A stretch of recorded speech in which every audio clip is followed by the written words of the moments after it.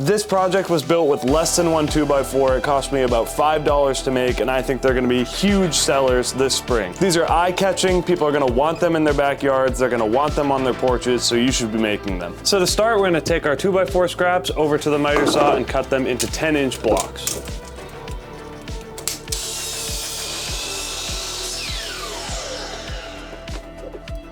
And we're probably gonna need 10 or 12 of these, so cut as many as you want.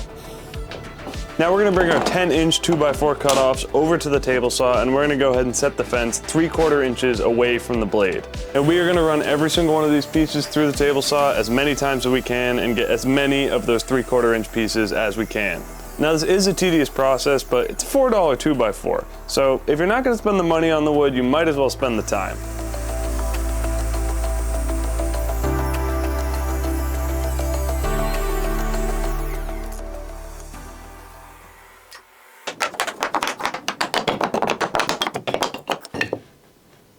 Okay, we're gonna do some quick math to figure out how many this is. They ended up a perfect square. We got 1, 2, 3, 4, 5, 6, 7, 8, 9. And we got 3 layers. 3 times 9 is 36.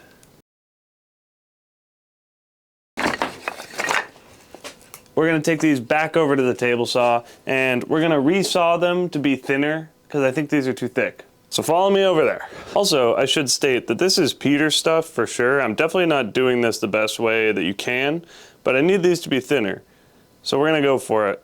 I'm gonna use the table saw. Peter would be like, why didn't you cut them this way instead? Like maybe I should have cut the thickness first and then cut them. I don't really know. But I am cutting the thickness down on the table saw. You can do whatever you want because you're your own person. And I'm gonna go ahead and set the rip fence to 1/4 inch. All right, so we're just gonna run all of these through the table saw. Again, I am gonna look through here and throw out some pieces that just don't look very good. That was my first try, I swear to God.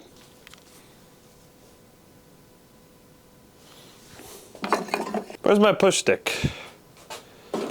Do you have it?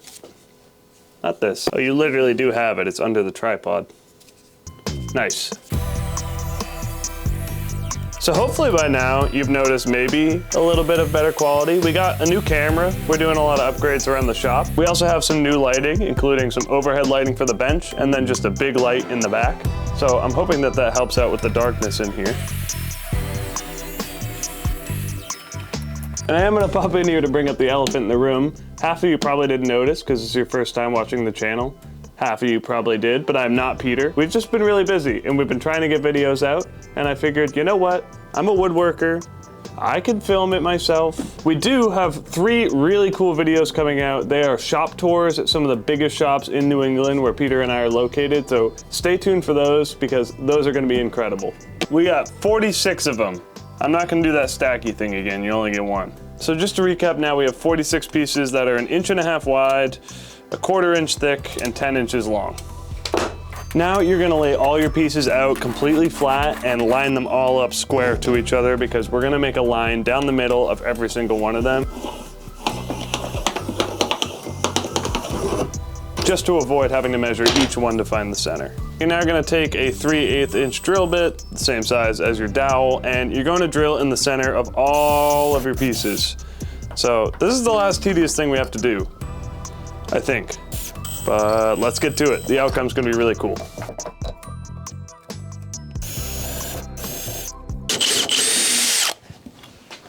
If you have a drill press, this will be a lot easier. And on your last one, you're only gonna wanna drill about halfway through it. This is gonna be the bottom of our structure, so it's gonna hold everything on the dowel. And now comes the fun part. We're gonna take all of our pieces and we're gonna slide them onto our dowel. Before we do that, we're gonna take that last piece that we did not drill all the way through, and we're gonna glue it to the bottom of our dowel so that nothing slips off the end. It looks something like this. I feel like it could like take off on me. Say your piece. Hey everyone, I wanted to be in the video. John's filming alone, so I wanted to be in it. I can't. It looks like one of those things that you go like that. I just did that. Yeah, it's really fun. And then it flies. Now that that block is on there, we're gonna get the rest of our pieces on here. So let's get to it.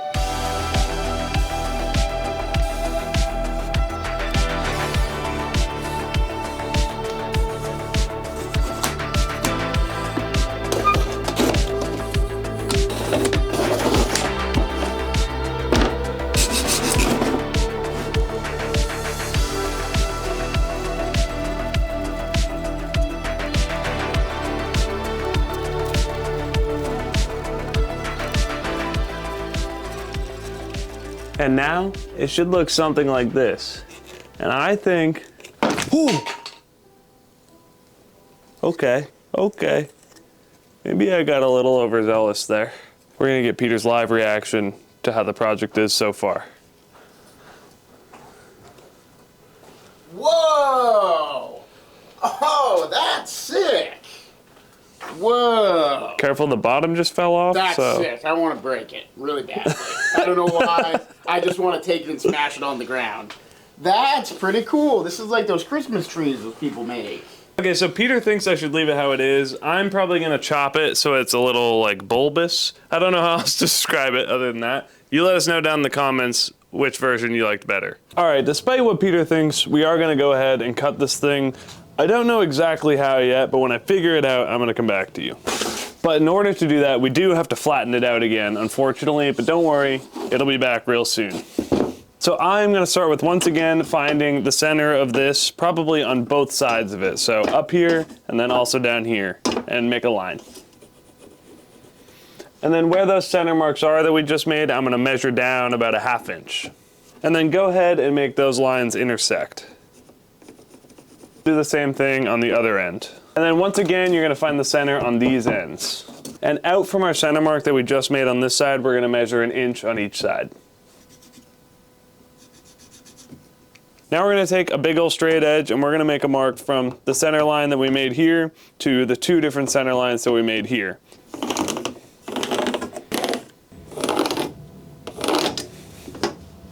And now you might be asking yourself, how is this guy gonna cut a shape out like that with all these moving pieces? Well, I have a plan. I can use the circular saw. Maybe. We'll find out together. Okay, I ended up clamping this straight piece across to hold it down so that the clamps don't get in the way of my circular saw. Although now this board is getting in the way of my circular saw. Maybe I come in this way.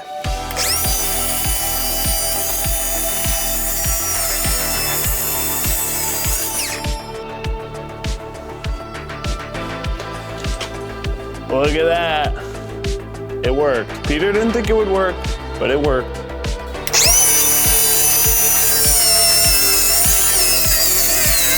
This one I just can't fit the circular saw in, so we might have to finish this one by hand, but that should be pretty easy.